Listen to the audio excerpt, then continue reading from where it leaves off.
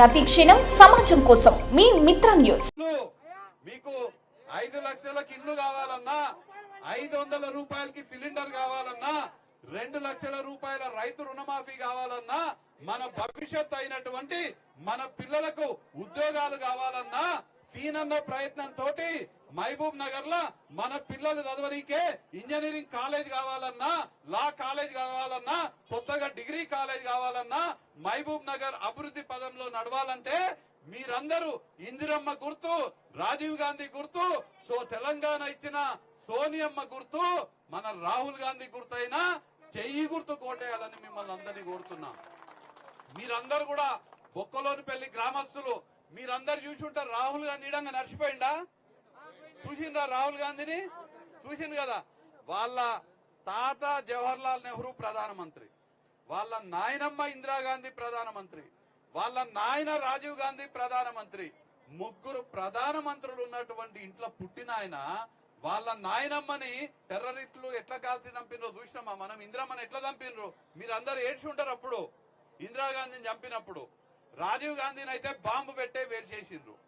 రాహుల్ గాంధీని కూడా అట్లనే నిన్ను చంపేస్తామని చెప్తే కూడా భయపడకుండా నా దేశ ప్రజల కోసం అని చెప్పి కన్యాకుమారి నుంచి కాశ్మీర్ వరకు 4080 కిలోమీటర్లు మీ ముందు నుంచి మీ బొక్కలోనిపల్లి రోడ్డు మీదంగా పోయిండు.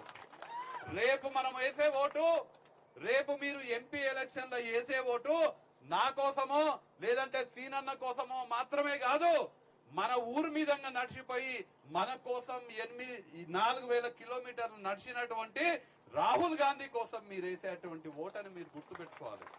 ఇందిరమ్మ మనకి ఇల్లు ఇచ్చింది, భూమి లేని వాళ్ళకి భూమి ఇచ్చింది, బ్యాంకులని జాతీయకరణ చేసింది.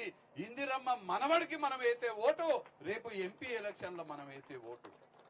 మొన్న ఎట్లయితే కాంగ్రెస్ పార్టీకి చేగుర్తు కోటేసి మీరు ఎన్ఎం సీనన్నని ఎమ్మెల్యేగా చేసి రేవంత్ రెడ్డి గారిని రాష్ట్ర ముఖ్యమంత్రిగా చేసిండ్రో, రానున్న ఎంపీ ఎలక్షన్ ల చేయి గుర్తు కోటేసి నన్ను ఆశీర్వదించి రాహుల్ గాంధీ గారిని ప్రధానమంత్రిగా చేసే బాధ్యత మీరందరూ ఇక్కడ ఉన్నటువంటి బొక్కలోనిపల్లి గ్రామస్తులందరూ కూడా తీసుకోవాలనే మాట మీకందరికీ కూడా తెలియజేస్తూ, మీరందరూ కూడా చేయి గుర్తు కోటేసి ఎమ్మెల్యేగా సీనన్నని రేవంత్ రెడ్డి గారిని ముఖ్యమంత్రిగా చేసింది కదా. ఎల్లుండి రేవంత్ రెడ్డి వస్తుండు మహబూబ్ నగర్ కి. నాకెవరైతే ఓట్లేసి నా మహిళా తల్లులు, నా యువకులు, నా ప్రజలు ఎవరైతే మమ్మల్ని ఆదరించి నన్ను ముఖ్యమంత్రి చేసిండో వాళ్ళని కలవనీకే స్వయంగా నేనే వస్తాని. రేపు రేవంత్ రెడ్డి గారు మిమ్మల్ని కలవనీకే మహబూబ్ నగర్ వస్తుండు. మిమ్మల్ని అందరినీ కూడా నేను ఎన్ఎం శ్రీనివాస్ రెడ్డి గారి తరఫున కోరుతున్నా.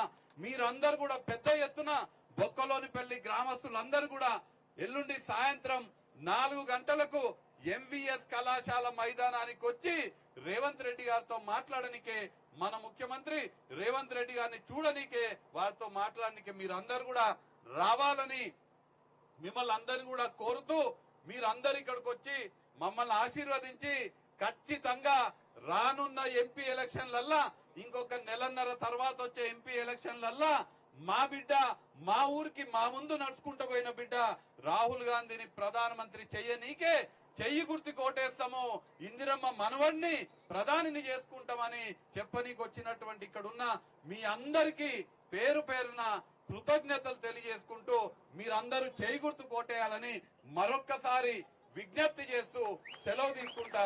జై కాంగ్రెస్.